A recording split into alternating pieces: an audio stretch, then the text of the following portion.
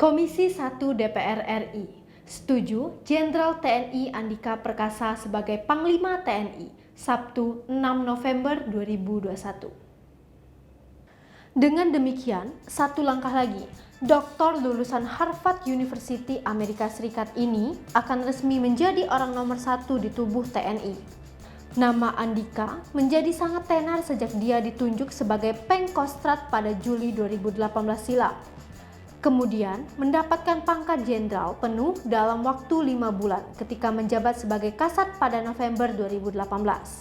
Meski baru dikenal luas setelah menjabat sebagai Kasat Kepala Staf Angkatan Darat dan sejumlah kebijakan populer yang ditetapkan seperti diantaranya menghapus tes keperawanan. Tetapi, nama Jenderal Andika sudah dikenal di kalangan TNI sebagai sosok berprestasi dan sebagai seorang prajurit handal. Rekam jejak Andika Perkasa terbilang luar biasa. Dia merupakan didikan dari pasukan elit TNI yakni Kopassus dan dikenal sebagai sosok perwira cerdas karena terbukti dengan berbagai gelar pendidikan terutama gelar magister dan doktor yang diraih di Amerika Serikat.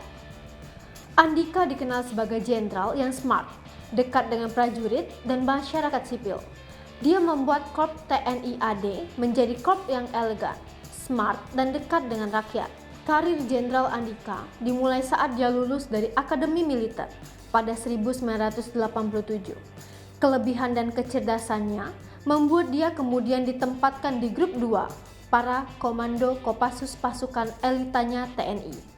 Selain itu, ia juga sempat bertugas di Satuan Elit Penanggulangan Teror, Sat 81 Gultor Kopassus. Di medan perang, Andika pernah ditugaskan melaksanakan operasi militer di Timor Timur pada 1990, kemudian melakukan operasi teritorial. Sebagai sosok prajurit perang pada tahun 1994, Andika dipercaya melakukan operasi bakti TNI di Aceh, juga melakukan misi operasi khusus di Papua.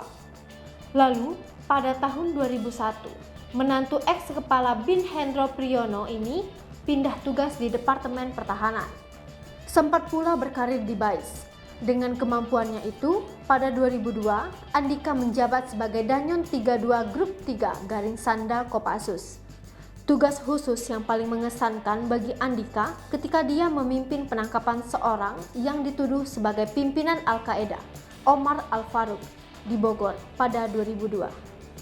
Tercatat pula sebagai prajurit perang dan didikan Kopassus, Jenderal Andika dikenal juga sebagai jenderal ilmuwan karena dengan sederet gelar yang dia raih. Selain meraih gelar SE di dalam negeri, Andika melanjutkan pendidikannya di Amerika Serikat. Suami dari Diah Erwiyani ini meraih 3 gelar Master S2 dan 1 gelar Dokter S3 di Amerika Serikat. Salah satunya Harvard University Amerika Serikat. Pasca menyelesaikan pendidikan dan tugas besar itu, pada tahun 2011, Andika dipromosikan sebagai Komandan Rindam Jaya dan mendapat pangkat kolonel. Lalu diangkat sebagai Komandan Korem 23 Garing Kawal Samudra di Sibolga pada pertengahan 2012. Kurang dari 1 tahun, Andika mendapat promosi sebagai Kepala Dinas Penerangan TNI AD yang membuatnya mendapat pangkat Brigadir Jenderal atau Brigjen. Kemudian, 11 bulan berselang, ia dipercaya sebagai Kadispek. Karir Andika Perkasa makin moncer pada Oktober 2014 saat Presiden Joko Widodo menugaskan Andika sebagai pasukan pengaman Presiden Pas Pampres. Di posisi itu, Andika mendapat kenaikan pangkat menjadi Mayor Jenderal. Pada Mei 2016, Andika mendapat promosi jabatan sebagai Pangdam 12 Garing Tanjung Pura. Sejak saat itu, karirnya terus menanjak. Tercatat, Andika mendapat promosi sebanyak 3 kali selama 2018. Bahkan, di awal tahun, dia menjadi Komandan Komando Pembinaan Doktrin, Pendidikan, dan Latihan, dan Kodiklat TNI AD. Di jabatan itu, Andika menerima pangkat Letnan Jenderal, Letjen, dengan bintang 3. Nama Andika dikenal dan makin tenar ketika Juli 2018. Andika diangkat menjadi Panglima Kostrat, menggantikan Letjen Agus Kriswanto yang pensiun. Selang 5 bulan kemudian, Andika dilantik sebagai pemimpin tertinggi TNI AD.